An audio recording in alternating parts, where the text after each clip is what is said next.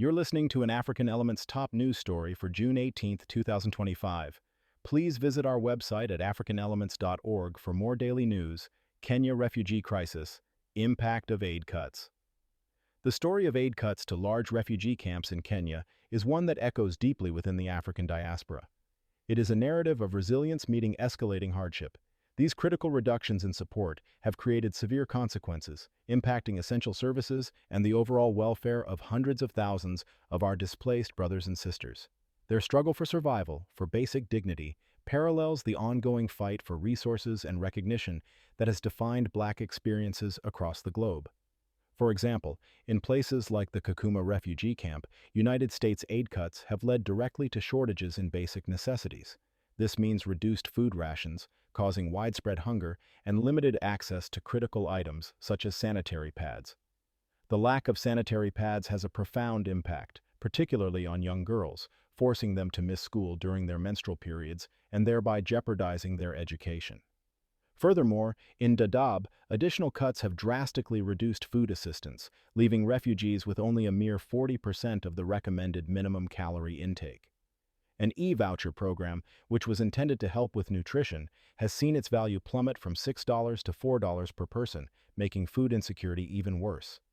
This situation underlines a harsh reality where systemic decisions, often far removed from the ground, directly threaten the well-being and future of vulnerable Black communities.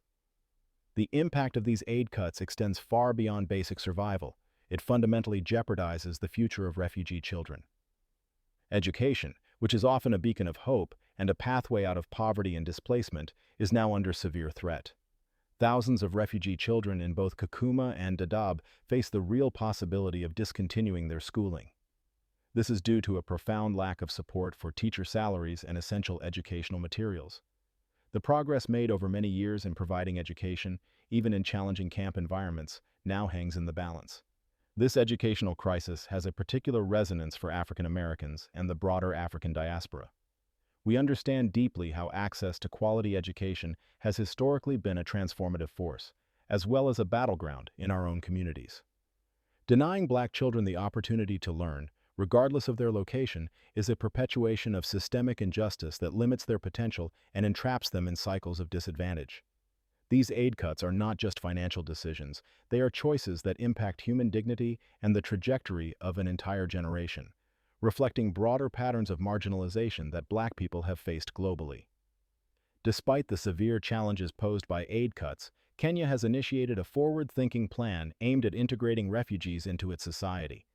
This is a vital initiative in the ongoing struggle for empowerment among displaced Black communities. The Shirika Plan, meaning coming together in Swahili, was introduced in March 2025. This multi-year framework was developed by the Kenyan government and the United Nations Refugee Agency, UNHCR, with a goal to transform Kenya's large refugee camps, Kakuma and Dadaab, into integrated settlements. The plan's core objective is to shift from the long-term dependence on humanitarian aid to a development-focused approach that promotes self-reliance and economic opportunity for both refugees and their host communities. The structure of the Shirika Plan is comprehensive, outlined in two main parts. The first part sets a strategic direction, establishing a common goal and a methodical approach for converting camps into integrated towns. This includes a financial framework and the coordination of many stakeholders, such as government agencies, humanitarian organizations, and development actors. The second part is an implementation matrix that specifies the costs, deadlines, and tasks required to achieve these objectives. The plan aims to build sustainable services, to expand economic opportunities, and to encourage private sector investment, with the ultimate goal of achieving shared prosperity for refugees and host communities. This movement away from aid dependency to self-determination resonates deeply with historical calls for Black economic empowerment and community building throughout the diaspora. Aid dependency describes a situation where refugees rely on external humanitarian assistance for their basic needs, such as food, shelter, and medical care. This reliance creates vulnerability because it limits their ability to build sustainable livelihoods or contribute to local economies. The Shirika Plan directly addresses this by investing in local economic development, creating employment opportunities, and promoting self-reliance for all residents. Such a shift is very much in line with a broader social justice agenda that seeks to dismantle structures reinforcing perpetual dependency and instead foster genuine empowerment. The plan's strategy involves building sustainable infrastructure, encouraging private sector investment, and smoothly integrating refugees into the formal labor market. This includes legal reforms and the recognition of skills. For example, Kakuma already boasts a vibrant marketplace with thousands of businesses, highlighting the immense potential for economic integration and job creation for both refugees and locals. However, crucial concerns remain, particularly that food aid might be withdrawn too quickly before refugees can sustain themselves, which could further endanger vulnerable populations. This complex transition needs careful management to ensure that vulnerable groups are not left behind as the pursuit of self-reliance unfolds. Implementing a transformative plan like Shirika is not without its hurdles. One significant challenge involves the uncertainty surrounding refugees' freedom of movement within Kenya, which directly impacts their ability to seek economic opportunities beyond the confines of former camps. Further complexities arise from the very limited economic opportunities in the remote regions where these settlements are located, such as Turkana and Garissa. Practical barriers also exist, including the difficulty of obtaining work permits and gaining official recognition for skills and qualifications.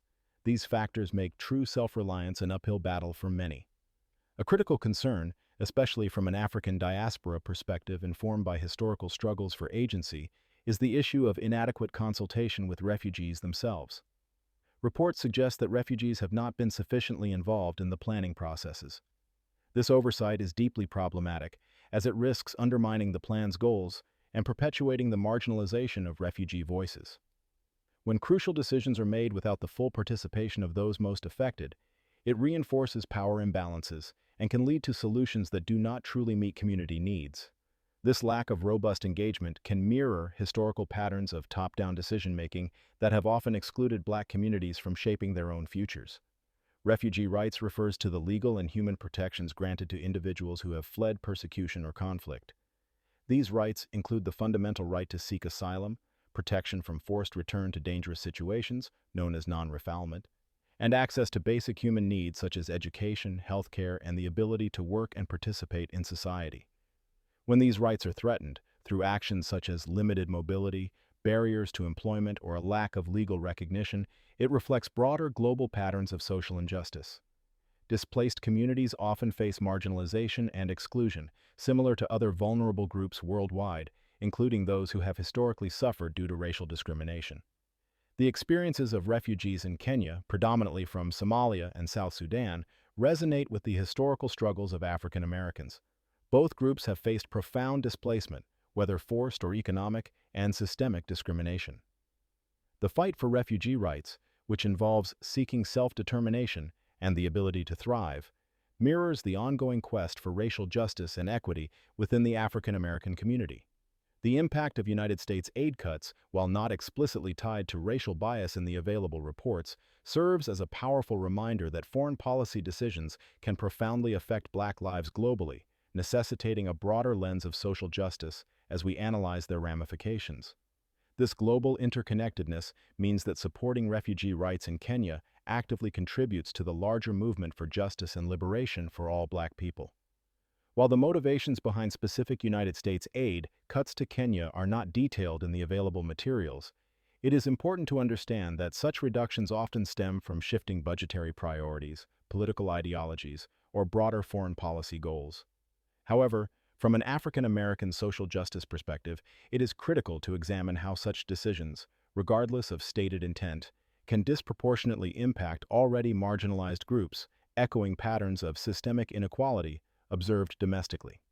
The struggle for resources, autonomy, and dignified living conditions in Kenyan refugee camps is interconnected with the wider global fight against racial injustice and economic inequality affecting Black populations everywhere.